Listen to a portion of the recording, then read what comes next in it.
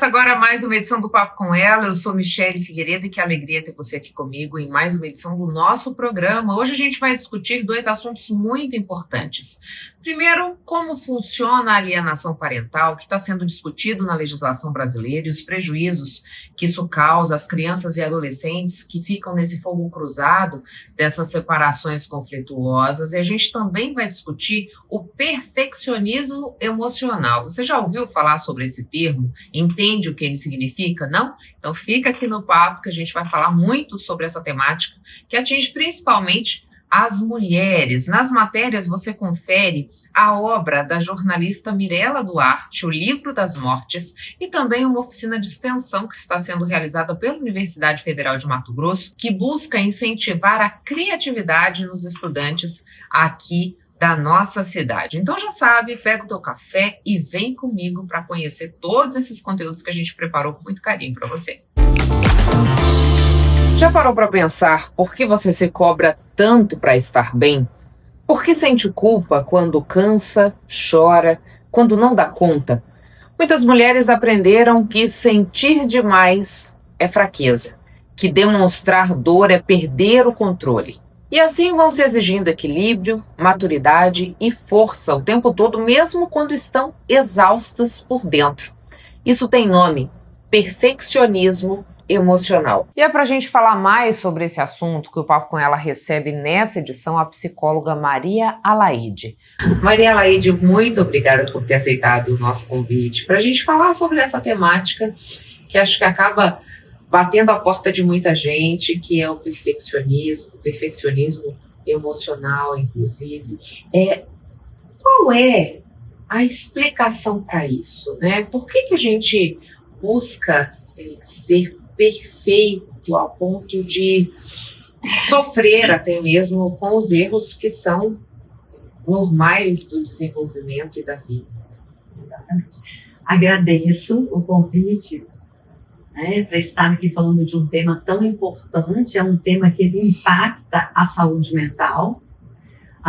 Nós vemos que as pessoas mais suscetíveis ao burnout, ao adoecimento mental, têm traços de perfeccionismo, né? Então, o perfeccionismo ele está ligado muito à nossa história de vida, à nossa personalidade. Histórias de vida, por exemplo, onde as famílias tinham pouco diálogo, as relações eram mais autoritárias. Aí nós temos uma outra condição: nós somos criados para acertar.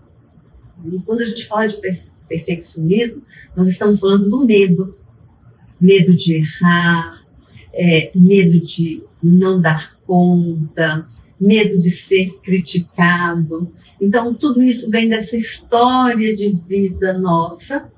É possível nós mudarmos? Sim, é possível nós mudarmos elaborando as situações de conflito que não foram elaboradas, tendo clareza de que o que eu vivi na minha infância, na minha história familiar, ela pode ser mudada, eu sou sujeito da minha história. Tendo também consciência de que o conflito ele tem muito a ver com o perfeccionismo. O perfeccionismo ele gera conflito de certa forma. Porque eu exijo do outro um tipo de comportamento? Exatamente. A pessoa que é muito perfeccionista, ela passa a exigir do outro também o mesmo comportamento.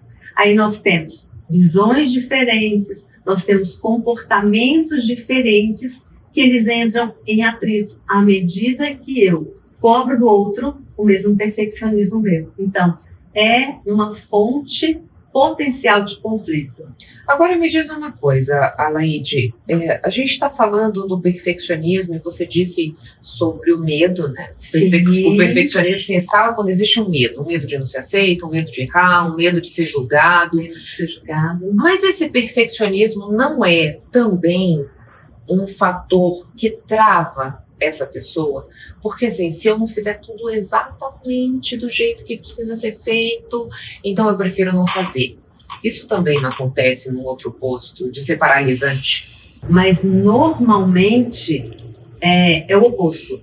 É aquela pessoa que para ela não demonstrar que não vai dar conta, ela começa a assumir, porque ela é tão perfeccionista, então ela quer mostrar, ela quer, como se diz, provar para si mesma muitas vezes que ela dá conta, que ela não erra, que ela, então, tanto pode paralisar, como pode levar a pessoa a ser aquilo que a gente fala numa linguagem simples de carregar piano, não sabe dizer não, faz aquilo que é do coletivo, ela faz individual, porque acha que as pessoas não vão fazer tão bem quanto ela. Então, o perfeccionismo, ele é bom, mas ele pode gerar conflito. Tudo. Entre o 8 e 80, existe 72 possibilidades. E aí, aquilo que nós estávamos falando, é preciso nós sabermos separar perfeccionismo de excelência. Ah, eu quero ser um modelo em termos de excelência no trabalho. É um caminho totalmente diferente. Porque quando a gente fala na excelência, a gente está falando de consciência, nós estamos falando de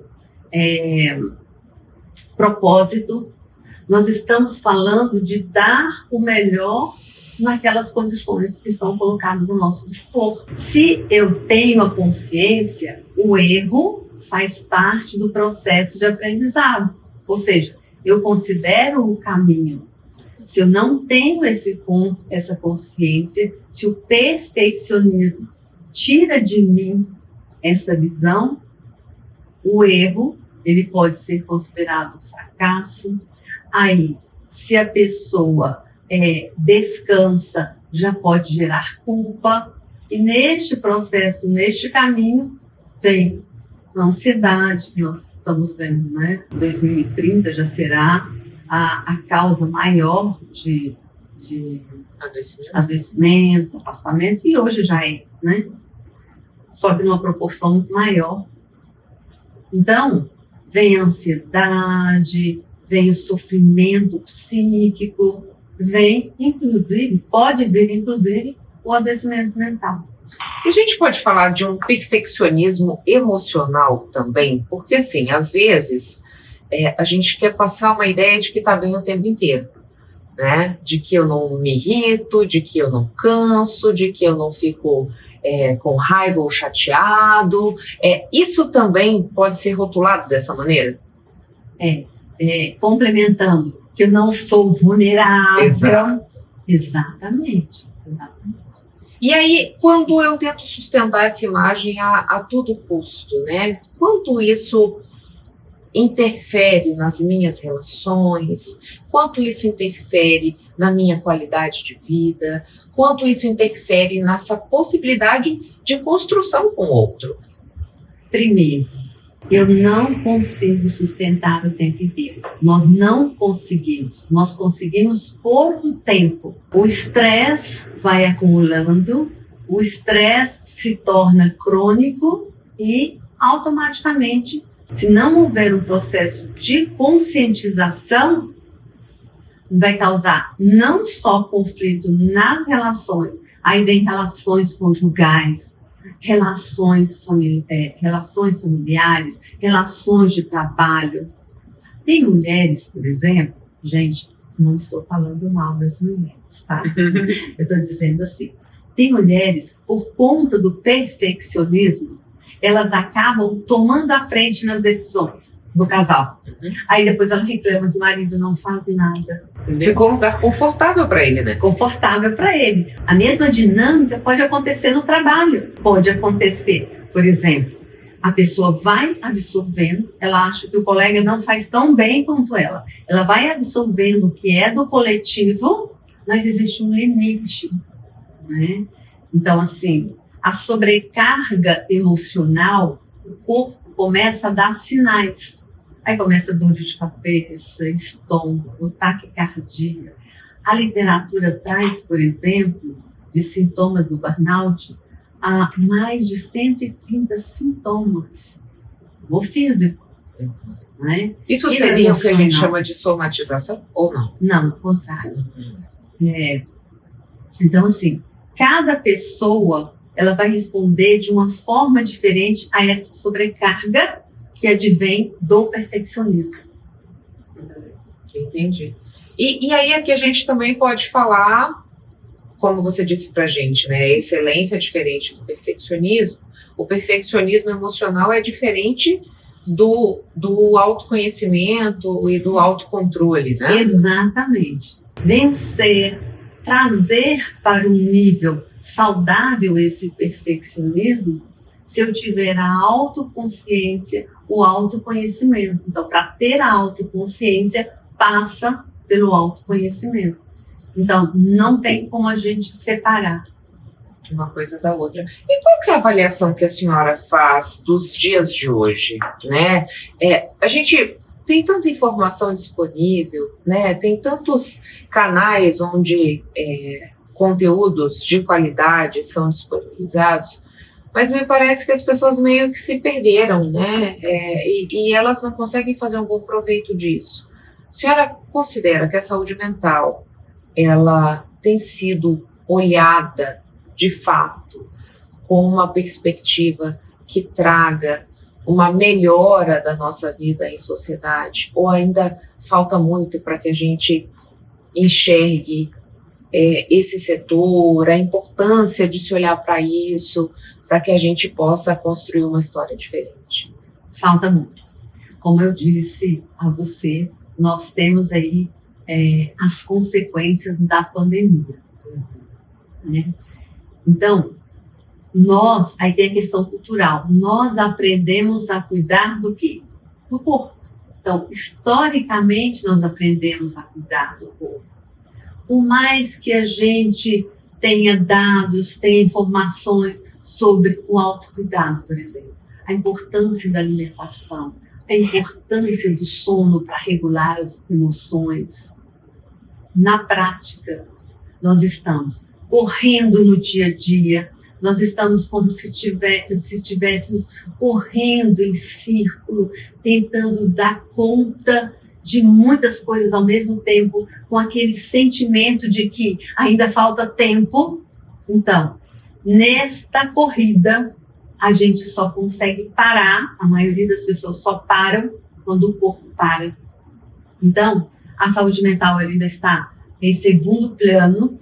Eu acho que é uma questão de aprendizado, né? Nós vamos aprender pela dor, porque os dados e as estatísticas estão nos mostrando que nós não estamos dando a devida importância à saúde mental, mas eu sou muito positiva, sabe?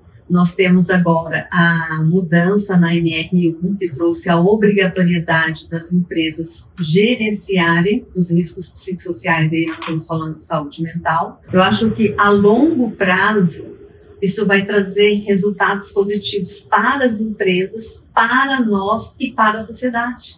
E uma coisa que nós temos que aprender é que a saúde mental, a construção dessa saúde mental, ela é coletiva.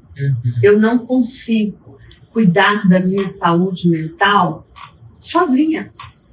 Tem a parte de alimentação, tem a parte de atividade física, tem a parte de sono, mas tem a parte do social. Quando a gente fala de saúde, nós temos 3 dimensões: a parte física, a parte emocional e a parte social. O perfeccionismo, ele pode levar ao isolamento, porque gera conflito, afasta as pessoas e ainda sendo considerada uma pessoa problema, uma pessoa difícil nas relações de trabalho, por exemplo, ou na família. Entendeu? E me diz uma coisa, a senhora disse que existe todo um contexto, né, de crenças que fazem essa pessoa se estruturar nesse caminho perfeccionista e que existe formas de manejar isso. Homens ou mulheres são mais atingidos? A gente tem prevalência do perfeccionismo no gênero ou não? Eu não tenho este dado. Se a gente for ver, por exemplo, o burnout, as mulheres, elas estão mais suscetíveis e um número maior. Eu estou fazendo essa relação porque a mulher tem essa coisa mais do detalhista. Mas eu arriscaria dizer, sim, que as mulheres estão mais suscetíveis. Porque não existe assim, se a mulher ela vai ser mais perfeccionista do que o homem. Sempre existe uma tendência, independente do gênero, que tem a ver com a história de vida, que tem a ver com os valores, que tem a ver com as crenças. Mas se a gente olhar num contexto geral de gênero, a mulher acaba sendo muito mais cobrada, né? Mais cobrada, dupla, tripla jornada de trabalho, acaba tendo uma sobrecarga maior. Essa sobrecarga maior, ela casa com o perfeccionismo, aí nós poderemos ter o sofrimento e o adoecimento. O cenário perfeito para isso se manifestar. Cenário perfeito para se manifestar. Sinais, né?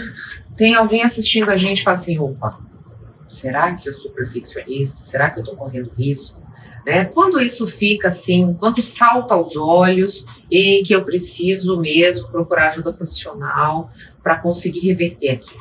Primeira coisa, é aquela pessoa que dá conta de tudo, que faz tudo. Ela é, muitas vezes, tida como a inteligente, às vezes não é. O esforço dela pode ser maior do que uma pessoa que tem um nível de inteligência maior. Então, os primeiros sinais, quando você para e olha, tudo eu, né? Eu sou melhor nisso, eu faço melhor aquilo. Comece a ouvir e comece a identificar os seus padrões de comportamento. Sabe aquela necessidade de fazer tudo bem feito, aquela necessidade de não errar? Tudo isso são sinais que você olha e fala, epa, tem a ver comigo. Será que eu sou perfeccionista a ponto de causar dificuldade no relacionamento, de causar, de repente, um mal-estar psíquico, inclusive para mim e para as pessoas que estão, entendeu? Esses pequenos sinais, tudo bem feito, tudo nos mínimos detalhes, tudo... Uma exigência muito alta. Uma exigência muito alta e um desconforto psíquico quando não dá conta das coisas, quando faz e acha que fez bem feito, mas ainda não está bom, né? Então, tudo isso são indicativos para a gente olhar, analisar, revisar a nossa história, revisar os gatilhos. Por que eu sou perfeccionista? Né? O que eu trago da minha história? O que a minha mãe cobrou de mim? Como eram as relações na minha família? Tudo isso é possível elaborar e ter qualidade de vida maior. Muito obrigada pelas informações. O espaço aberto, caso queira trazer mais algum esclarecimento. Sim, com certeza. O que eu gostaria de dizer. Hoje, nós estamos muito corridos. Então, nós estamos no Janeiro Branco. Janeiro Branco é um convite para nós pararmos, olhar para nós. Este ano veio, né, com um diferencial que é os post-its, você viu? Comece a colocar mensagens para você de autocuidado, de compaixão, de amor. Então, aproveite este momento para refletir sobre como estamos lidando com a nossa saúde mental e mais, se o perfeccionismo ele está trazendo para mim mais vantagens ou desvantagens. Porque tudo ao extremo é ruim. Você ser organizado é muito bom, mas o excesso da organização ele pode ser ruim e ele pode trazer prejuízo. Ele pode levar ao perfeccionismo. E o perfeccionismo está lá no outro extremo. Muito obrigada. Muito obrigada a todos. Intervalo, a gente volta já. Você já ouviu falar em alienação parental? Um tema delicado que envolve emoções, disputas familiares e, acima de tudo, o direito de crianças e adolescentes a uma convivência saudável. Em meio a separações conflituosas, atitudes que parecem proteção podem, na verdade, causar danos profundos ao desenvolvimento emocional dos filhos e também gerar consequências jurídicas muito importantes. E para a gente esclarecer o que é alienação parental, quando ela se configura, o que diz a legislação brasileira sobre esse assunto e como identificar sinais de alerta, é que o Papo com Ela recebe hoje a presidente da Comissão de Direito das Famílias e Sucessões da Ordem dos Advogados do Brasil, Seccional Mato Grosso, a advogada Clarissa Botega. Clarissa, muito obrigada por aceitar o nosso convite, para a gente falar um pouco mais sobre alienação parental. Isso que às vezes não fica tão claro, né, para as famílias, para que a gente possa entender mesmo o que é que configura essa prática que já tem previsão na legislação brasileira. Eu que agradeço o convite, né, Michele, para vir conversar aqui um pouco sobre um assunto que é tão sensível, né? Falar sobre relações familiares, envolvendo crianças, adolescentes, envolvendo afetos, né, envolvendo ex-amores, sempre é uma situação muito delicada. Então, eu agradeço muito o seu convite. Vamos começar explicando, doutora Clarissa, o que de fato configura a alienação parental e quais são os reflexos que ela vai causar nessas crianças e adolescentes que se veem em meio a esse conflito? Sim, a alienação parental é qualquer ato praticado ou pelos genitores, ou pelos avós, ou por qualquer pessoa que tenha uma relação com essa criança, seja responsável legal ou não, porque a lei, ela limitou um pouco esse conceito, dizendo que tem que ter um vínculo ali com a criança. Mas, enfim, qualquer pessoa que tenha uma relação com essa criança ou esse adolescente e que pratique atos que denigrem a imagem não só do outro genitor, mas também se alguém da família estiver envolvido. Por exemplo, uma tia que fala mal da avó, uma tia paterna que fala mal da avó materna para essa criança. Isso é alienação parental. Olha, sua avó não presta. Meu Deus, o que uma criança, sei lá, 7, 8, 9, 10 anos vai pensar escutando uma frase dessa? Então, aí o que mais caracteriza, né? São esses atos praticados em relação a essa criança ou adolescente que podem causar um abalo emocional ou psicológico nessa criança e nesse adolescente. Então, alienação parental, o termo, né, alienação, significa você tirar um pouco do raciocínio, da razoabilidade daquele indivíduo, e aí parental, porque existe uma relação de parentesco. Então, você pega a criança e implanta na cabeça daquela criança, que tem até um nome, né, implantação de falsas memórias, por exemplo, é um tipo de alienação parental. Você coloca ali informações que, na verdade, em primeiro lugar, a criança não precisa saber daquilo. Uhum. Porque não importa se é verdade ou não. Olha, seu pai matou alguém. Mas veja, eu não sei, matou por quê? Né? De repente foi um homicídio culposo, de repente ele foi legítima defesa, mas essa frase acaba impactando nessa criança e criando nessa criança uma impressão falsa em relação ao genitor. Então, a alienação parental se caracteriza por isso. Atitudes praticadas por pessoas próximas à criança que denigrem, que diminuem familiares, especificamente pai ou mãe, mas também pode ser vô, avó, tio ou tia, e que causam um calo emocional ou um calo psicológico nessa criança.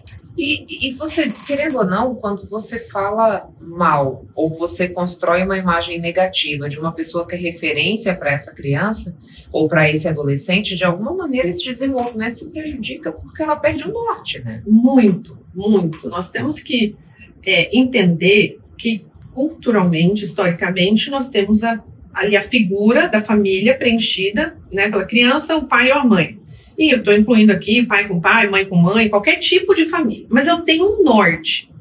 É isso que eu quero dizer. Eu tenho uma referência. Então, assim, se eu cair, se essa criança cair, quem que essa criança vai chamar?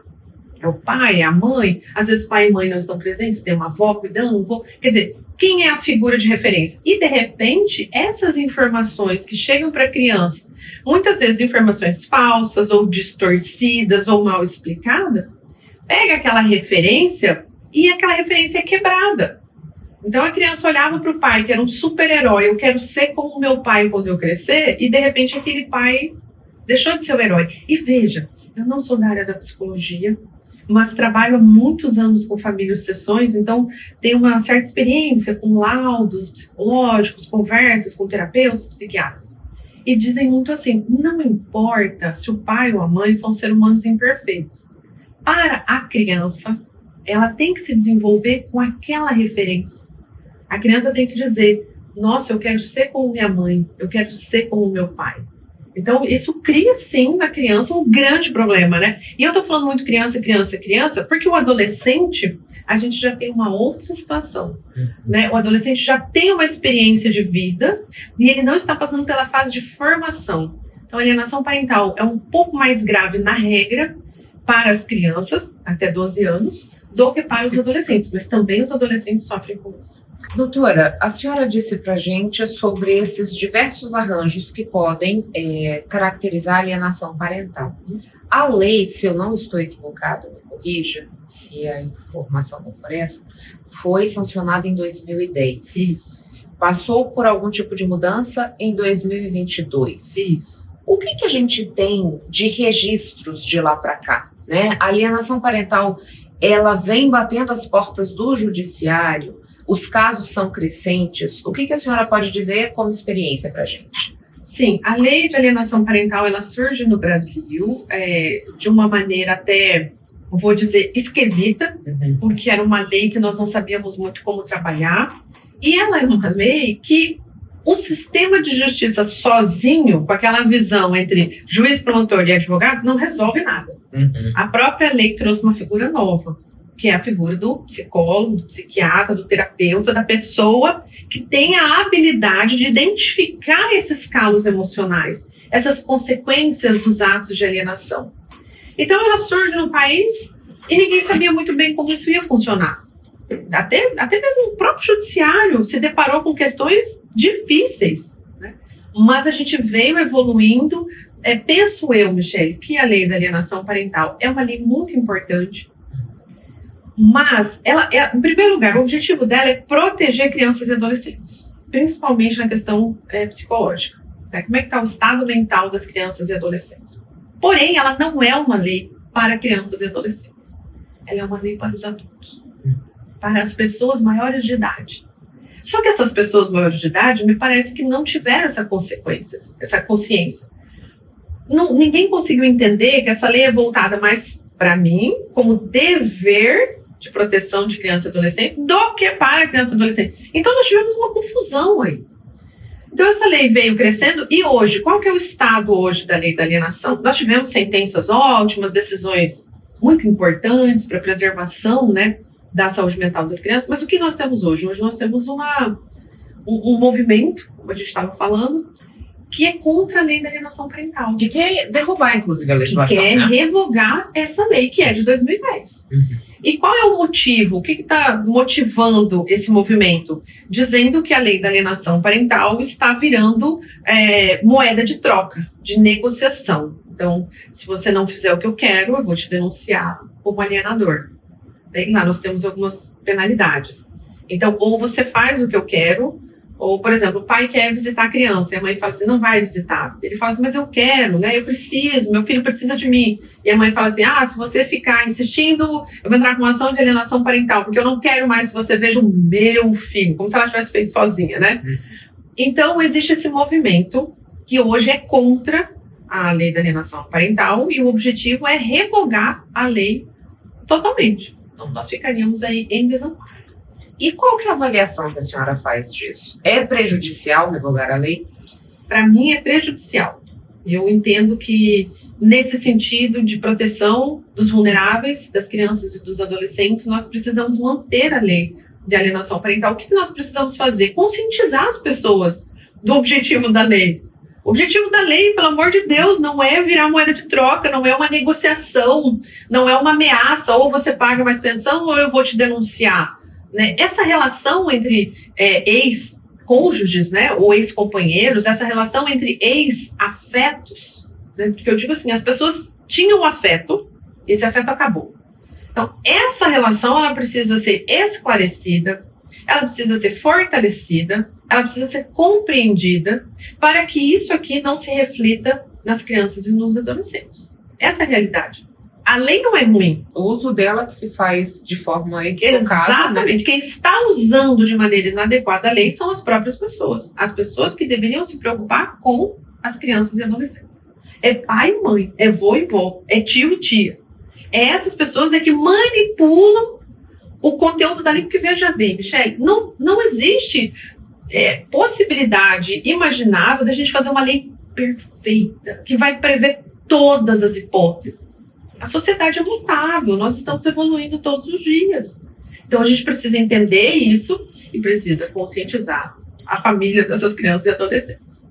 Agora, doutora, o que prevê a legislação, né? Configurou-se a alienação, os profissionais que estão envolvidos nisso atestaram, de fato, a alienação parental aconteceu e quem fez isso foi fulano de tal. Quais são as penalidades, né? Tá, antes de eu falar das penalidades, só vamos dizer assim, que lá na lei da alienação parental existe um rol de atitudes que podem ser consideradas como caracterizadoras de alienação parental. Mas aquele rol que está lá na lei não é um rol exaustivo.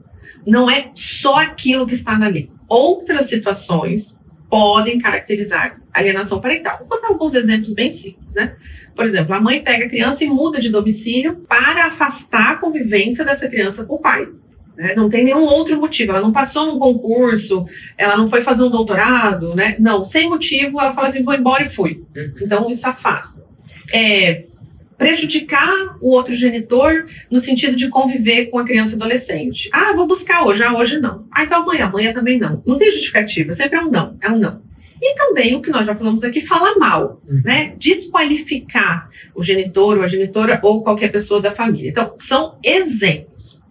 Então, vamos lá, entramos com uma ação de alienação parental, né? Pedimos ali o laudo psicológico, psiquiátrico, vai depender da situação, biopsíquico, né? O que está acontecendo nessa criança? Crianças que se machucam, automutilação, crianças que se vestem de uma maneira específica, tem algumas características ali de alienação. O juiz, então, entendeu, olha, realmente, nesse caso, tem alienação parental. Quais são as penalidades? Repito, as penalidades também são ali exemplificativas, porque nós podemos aplicar o Estatuto da Criança e Adolescente e ainda podemos aplicar o Código Civil. Mas ali tem um rol do que poderia ser caracterizado ali como uma penalidade. Primeiro, o próprio afastamento desse genitor ou genitor alienador do convívio com essa criança.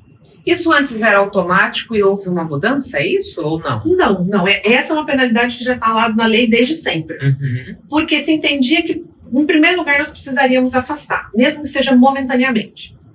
Uma segunda hipótese de penalidade. Essa convivência do genitor alienador, esse que foi condenado pela alienação, ser uma convivência com acompanhamento. Monitorado. Então, você não vai ficar sozinho com a criança, você vai ter alguém com essa criança. Seja uma babá, seja um tio, uma avó, seja no fórum, com um psicólogo, não sei, mas vai ser monitorado.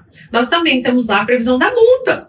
O genitor alienador pode ser multado, mas veja bem, será que a multa aplicada, mesmo que vai lá doer no bolso do cidadão, será que ela vai impedir a prática, de novo, de uma alienação? Então, a multa é uma penalidade financeira que atinge o patrimônio da pessoa, mas que objetivamente não afasta ela ali da criança. Então, a criança continuaria ali numa situação de risco, né? Então, mas também tem a multa. E aí tem uma penalidade que eu acho ótima, eu acho fantástico, que ninguém gosta, que é a obrigatoriedade de acompanhamento psicológico. Vai ter que fazer terapia. Você vai ter que entender o seu papel de pai, o seu papel de mãe. Então, aqui o juiz vai dizer, olha, você vai ter que fazer o acompanhamento por 6 meses, 1 ano, sei lá quantas sessões, 10 sessões, 20, para você entender o seu papel. Então, são algumas das hipóteses que a lei traz como penalidades. Doutora, a alienação, ela só acontece em processos de separação ou existem casos em que essa alienação acontece ainda com o casal vivendo sob o mesmo teto? A alienação acontece em qualquer momento. E é importante dizer que a alienação é um processo autônomo. Ele não precisa estar vinculado a uma ação de guarda, a uma ação de divórcio. Não precisa. A ação de alienação parental é uma ação autônoma. Se você, por exemplo, já tem um boletim de ocorrência de alguma coisa que aconteceu, né? que a criança te relatou alguma coisa. E eu já vou dizer, Michele, é muito difícil. Porque a criança, ela vai dizer para o pai, ou para a mãe, ou para o vô, para a avó, para a tia, para o tio, aquilo que vai deixar o adulto feliz. A criança tem por necessidade agradar aqueles que ele ama, né? Que aquela criança ama. Então, ele tem essa necessidade de, às vezes, falar até uma inverdade. Então, é muito difícil, sem um profissional específico da área da psicologia, da psiquiatria, sem um acompanhamento, muito difícil. Mas, enfim, vamos lá. De repente, tem realmente uma prova, tem um boletim de ocorrência, você já foi no conselho tutelar, por exemplo, o pai está tentando ver a criança, não consegue. Veja, a criança não fez nada, mas o fato da mãe impedir esse convívio caracteriza alienação. Então, nesse caso, eu não tenho nenhuma atitude da criança. A atitude é da mãe, né? Um exemplo aqui. O pai vai lá no conselho tutelar e diz isso: olha, tá aqui o meu WhatsApp, eu já mandei 10 mensagens, ela não me responde, eu não tenho notícia da criança, porque não ter notícia da criança ou mentir, alterar a verdade da criança. Ah, a criança está passando bem, a criança está lá no hospital. Isso também é ato de alienação. Então você tem ali, você pode ir lá no conselho tutelar, o conselho tenta resolver e não consegue. Ou seja, você já tem boletim de ocorrência, você já tem registro do conselho tutelar, você pode juntar tudo isso e entrar com uma ação de alienação parental. Então não tem vinculação. E aí a pergunta que você me fez: existe uma situação onde o casal ainda está junto e acontece alienação? Muito. Existem casais que entram em disputa pelo amor ali do filho ou da filha dentro de uma relação afetiva. E muitas vezes quem vê isso é vovó, é tia, é a professora da escola, alguém que está olhando e está vendo, nossa, essa criança está tendo um comportamento estranho, ninguém está entendendo, e o casal não está junto. Daí você vai me perguntar, mas e aí, quem que pode entrar com essa ação? A escola hoje tem um papel fundamental. Se essa escola fizer a denúncia, o Ministério Público tomar conhecimento, o próprio Ministério Público pode entrar com essa ação.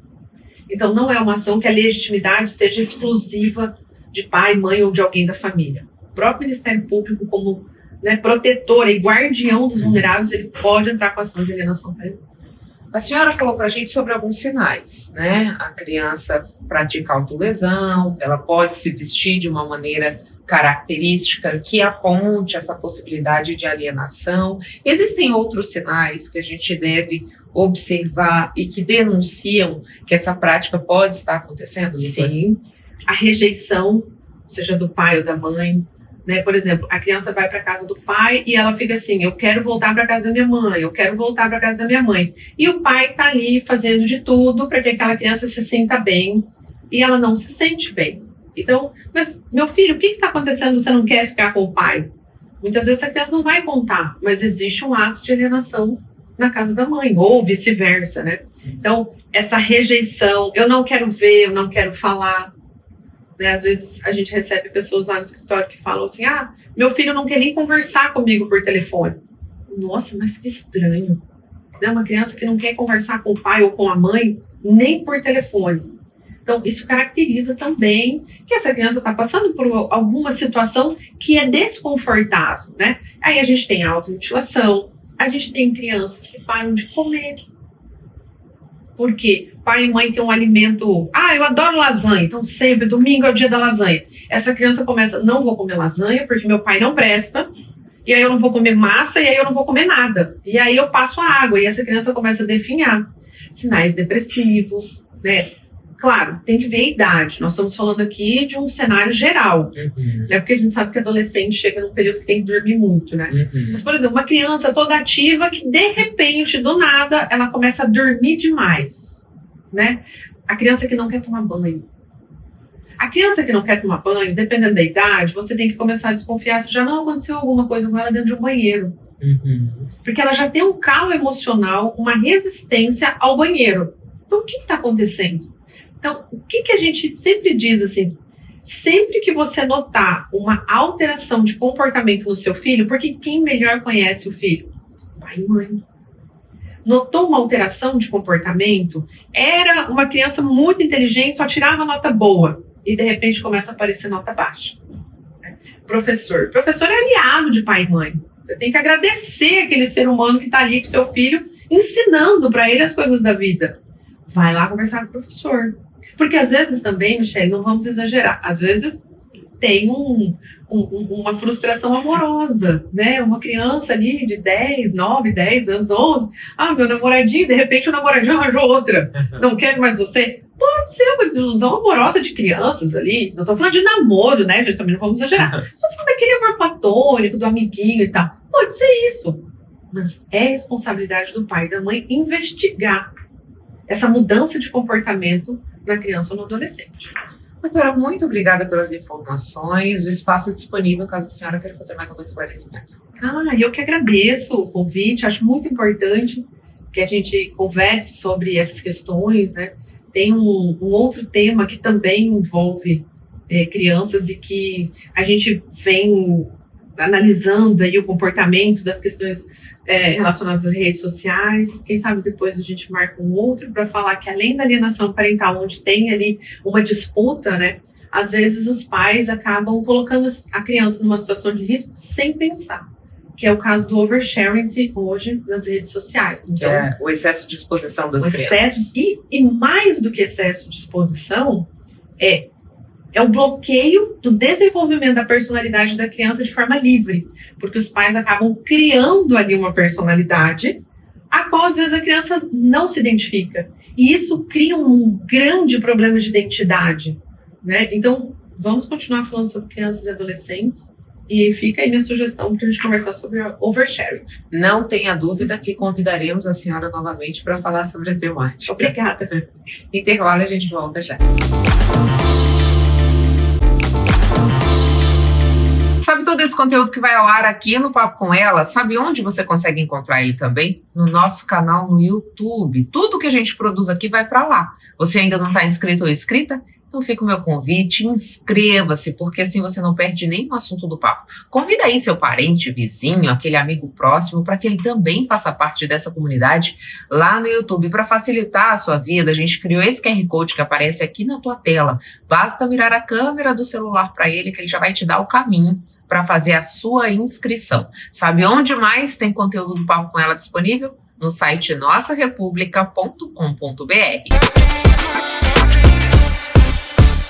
A jornalista Mirela Duarte inaugura uma nova etapa da sua carreira profissional com o lançamento da obra O Livro das Mortes. Inspirada pela obra Memórias Póstumas de Brás Cubas, a jornalista, documentarista e escritora Mirela Duarte construiu a obra Livro das Mortes.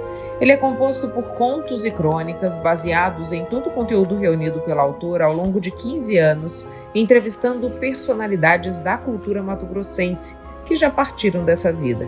A ideia da publicação é mostrar o ser humano por trás do sucesso no mundo das artes. A base desse livro é sobre vulnerabilidade.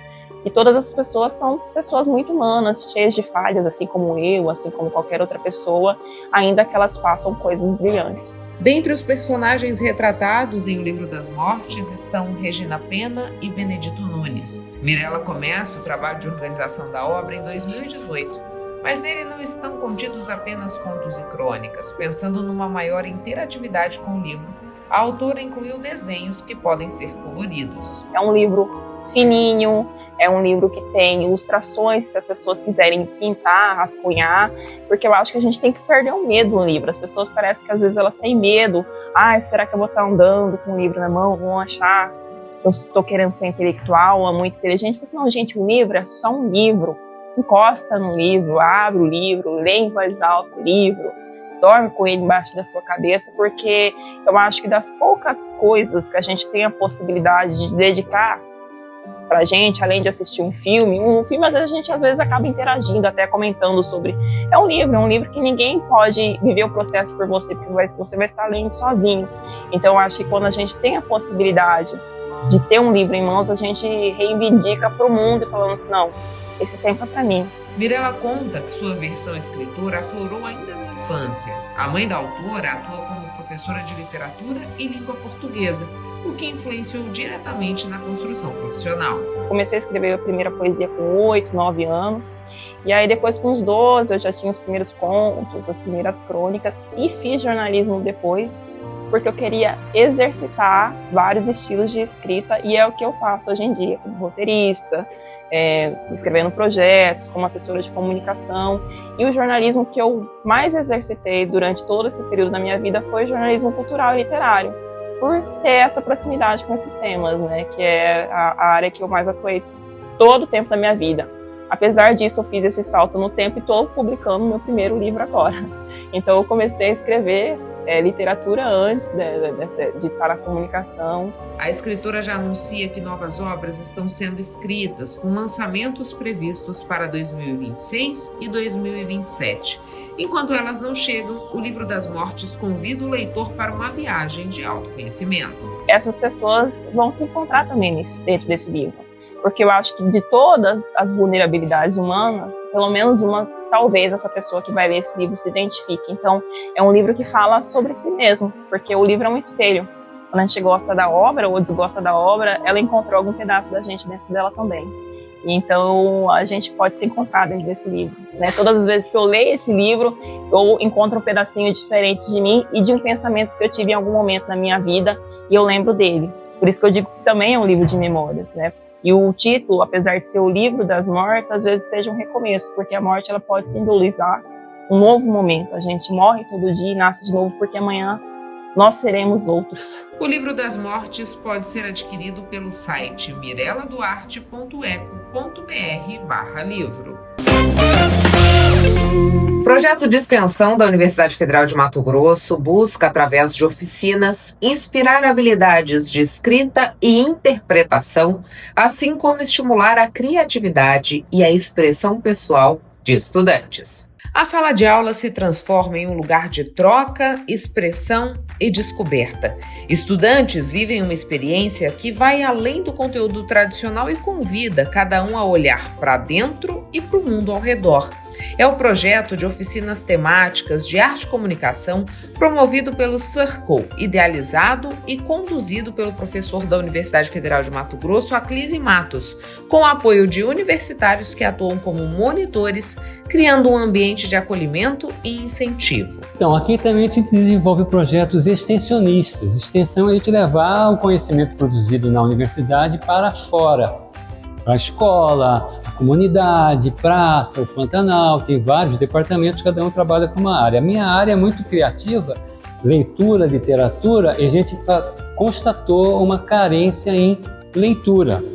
E a nossa ideia é levar de uma maneira lúdica, criativa, o estímulo à mediação de leituras a partir da literatura cuiabana, pantaneira. A primeira escola estadual a receber o projeto foi a Alcebiades Calhau. A metodologia é pensada para envolver e dar voz aos alunos. Cada encontro acontece em 3 momentos: a apresentação do tema, a interação coletiva e, por fim, a prática. Eles são super criativos, eles querem fazer. A gente acha que tem que dar as coisas prontas. Não, a criançada gosta de fazer, de lidar. Tanto os meus alunos que levam, eles mesmos criaram oficinas sobre criar personagem, o design thinking, colagem, várias. Tem uma parte que se chama Cuiabanime, né? Como que os desenhistas cuiabanos fazem filmes de animação. Então tudo isso está sendo feito e eles se sentem que o conhecimento está vivo, eles se transformam em futuros professores. E a criançada tem um contato muito grande com eles, que são jovens também, é o próprio futuro próximo deles ali. Manuela cursa Publicidade e Propaganda e atua no projeto, levando aos alunos a oficina de design de personagens. Ela relata que a mudança não acontece apenas para as crianças, mas também para os oficineiros. Você tem que ter essa questão de ver as palavras que você vai usar, e eu percebi que interagir com eles é algo que me satisfaz muito. É algo que me deixa muito feliz ver essas crianças se inspirando, me chamando nas mesas e falando, me ajuda aqui com isso, me ajuda aqui com aquilo. Tanto que eu recebi o carinhoso apelido de professora colorida por conta do macacão, e eu fico muito feliz de estar participando desse projeto e estar junto com essas crianças, vendo que eu estou guiando elas para um futuro mais criativo e colorido. São mais de 10 oficinas estruturadas para desenvolver a criatividade junto aos estudantes, utilizando literatura cuiabana. A participação nas oficinas também auxilia na detecção de dificuldades no processo de aprendizagem. Dessa maneira, os professores regulares contam com um reforço para saber que área precisa ser trabalhada com mais atenção para superar aquele obstáculo verificado. A recepção é ótima, eles amam fazer, eles se sentem criativos. Não é estudar para fazer uma prova, é estudar para fazer um produto cultural. Chegamos ao fim de mais uma edição do Papo com Ela. Eu agradeço a você que ficou com a gente até esse momento. Vale lembrar que você pode nos ajudar a fazer o papo, mandando a sua sugestão, aquilo que você gostaria de assistir aqui no nosso programa, seja pelas nossas redes sociais ou pelo endereço de e-mail que aparece aí na sua tela. Siga o Papo com Ela no Instagram, no Facebook, se inscreva no nosso canal no YouTube. Tenha uma excelente semana. Na sexta que vem a gente está de volta e eu espero mais uma vez poder contar com a sua companhia. Um beijo e até lá!